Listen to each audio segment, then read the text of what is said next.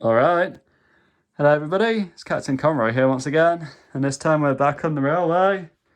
Now, things have certainly been a hot minute up here since we've last seen this model railway on the channel, and you would have seen it more on my Instagram, but yeah, here's how the railway's going at the minute, and I thought I'd update you, as well as the title of the video would say, a little surprise unboxing later on. But first, let's get into the updates.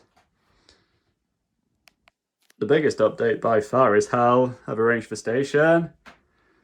The station is all here, and all here are all different sidings for different bits of rolling stock to go on.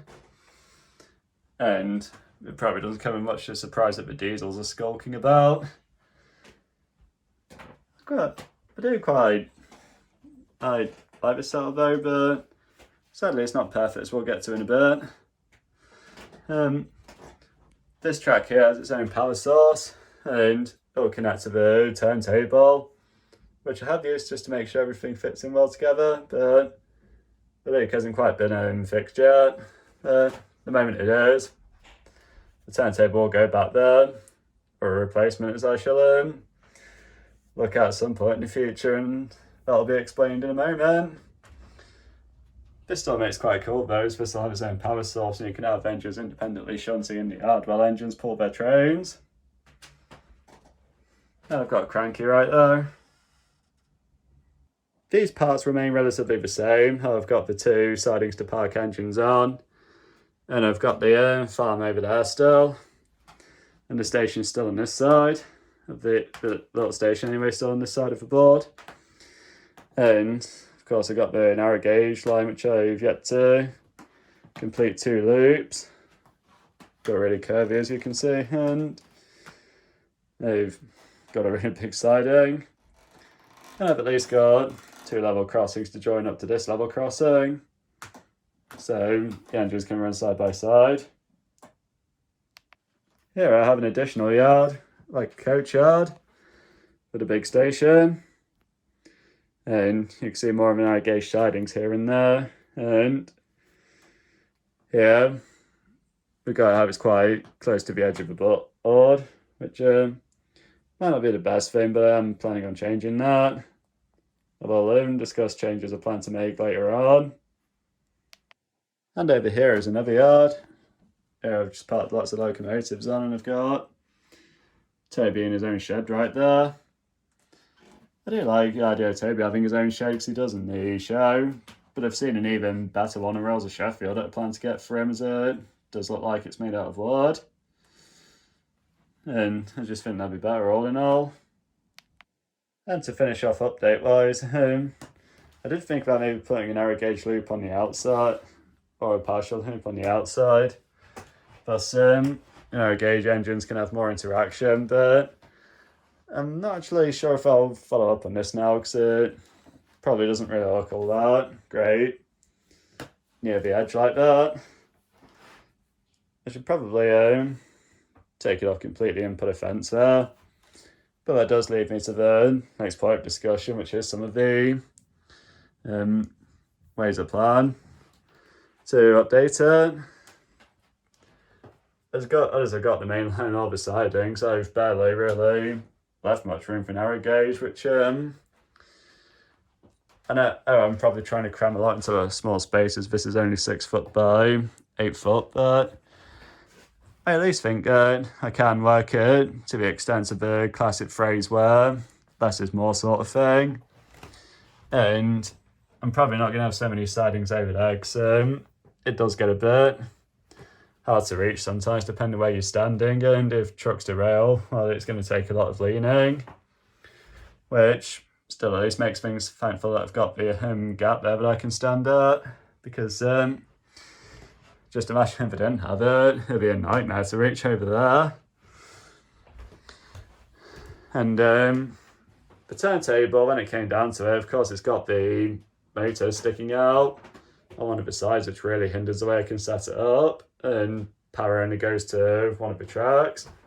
So I was thinking of actually getting one of the Pico kits to replace this. It's just a clean circle, and the motor can go underneath, and it will it doesn't have any particular place to get power from, which will free up so much creative space.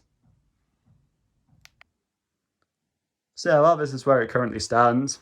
An extensive rebuild is certainly in order, and I'll just keep on doing it till I get it right, really, because I do want to eventually get to a position where I can have the track pinned down and I can have a permanent sort of setup, and of course to get started on filming my own Thomas stories, which I've written many scripts for. Which, speaking of which, on that note, I did say there would be a surprise unboxing, as did the title, and it very much does relate to Thomas. And why does it relate to Thomas? Well, here we are. It's Bo. Now, if you don't avidly watch the CGI era of Thomas, then Bo's a character that might seem a little bit alien. As far as I know, he only appeared in the Big World, Big Adventures movie. And I will admit, I wasn't initially that bothered when he was first announced, but when I started seeing pictures, I just thought, oh, he looks like a rather nice model. I'll actually have him. When it comes down to it, I'm not doing anything Big World, Big Adventures like. I'm just doing like my own kind of stories for him. Doing my own kind of thing with the character. But of course I can't do that while he's in the box, so yeah. I'll just get the camera the phone rather, in a position where I can unbox him for you all, so we'll be right back. Alright everyone, here I am, I'm back again. And now, let's get Bo out.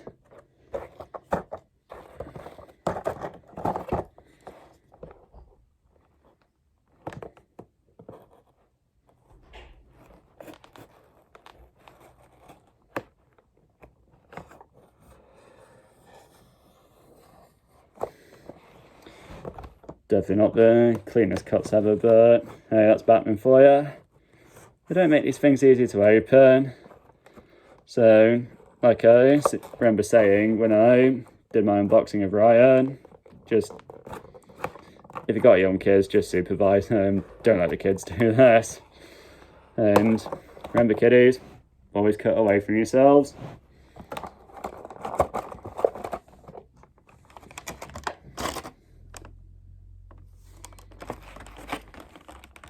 I tell you, just the joy of beholding a new model. It always gets me every time, especially when it's a Thomas one.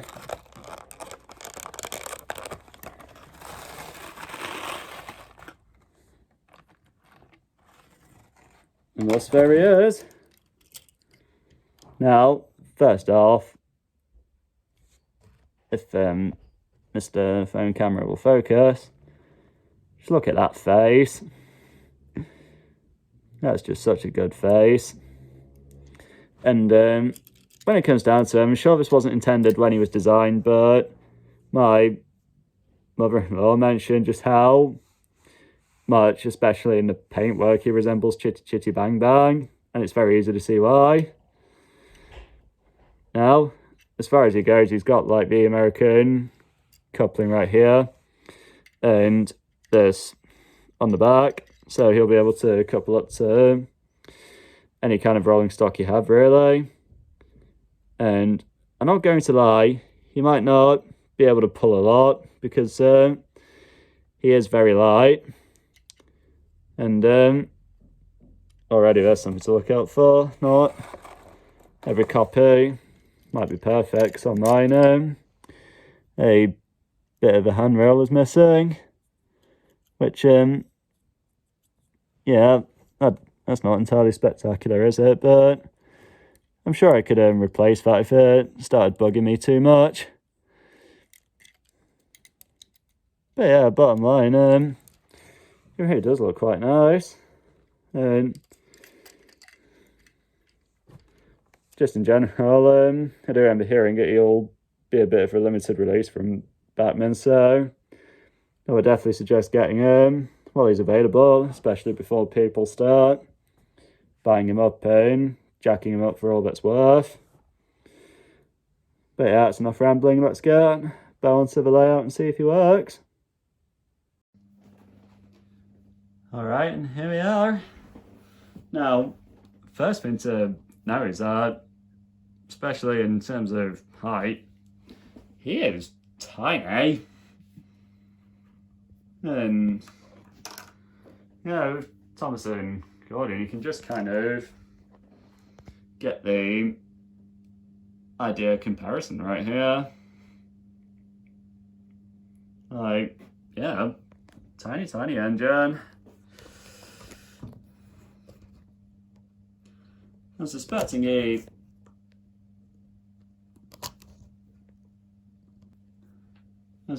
might at least be a good runner though, because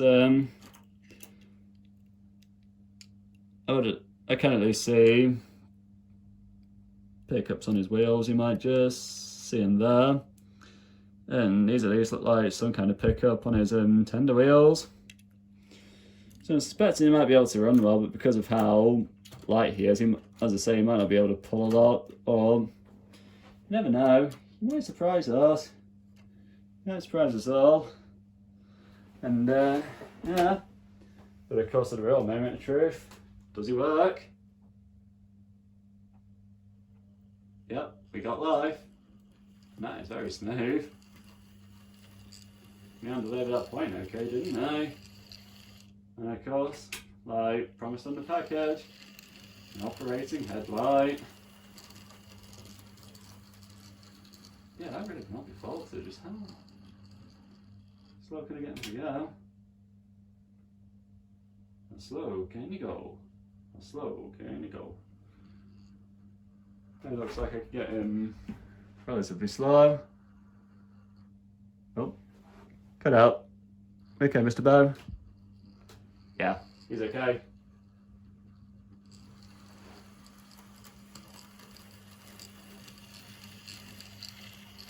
It's maybe like a top speed though, I wonder. Oh, that's back. Okay, not super fast, but that's okay.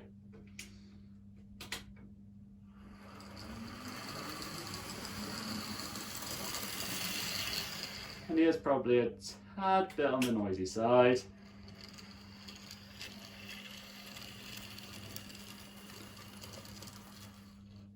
Yeah, well, seems good so far, but of course we'll see him pull something once we've given him the chance for a run in, so we'll do that right now and I'll be back with you in a second.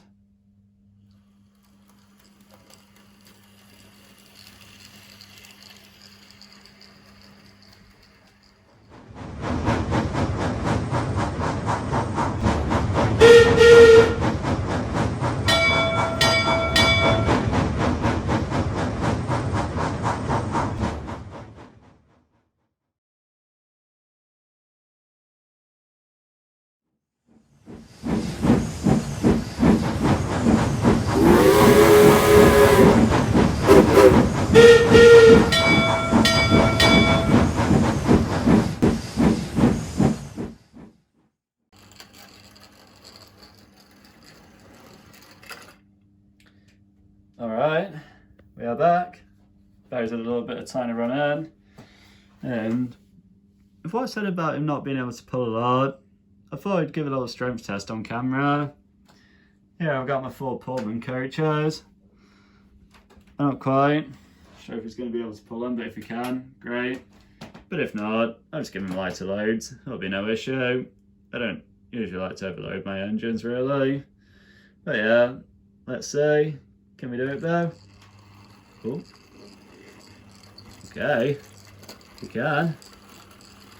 Giving it a good effort too, isn't I? Not really. Struggling that much, is I? So, yeah, there's quite a bit more to the needs behind it, it seems.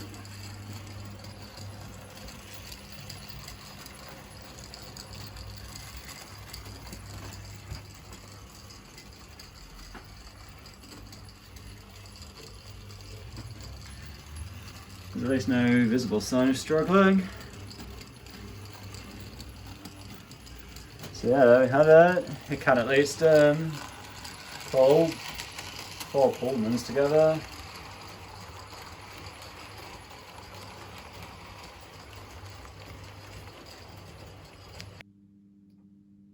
So yeah, there we have it.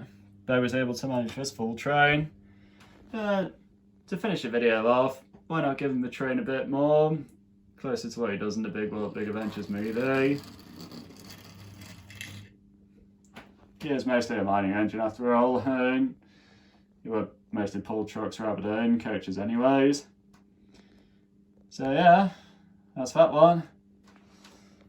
I hope you enjoyed seeing the current updates of the layout before I give it another rework, and watching Bo being unboxed and seeing him in action. And with Bo already here now, I massively look forward to the release of Rebecca later on. As Rebecca looks like, oh, she's going to be one heck of a gorgeous model. But yeah, that's this one, folks. And until the next video, this is Captain Conroy signing out.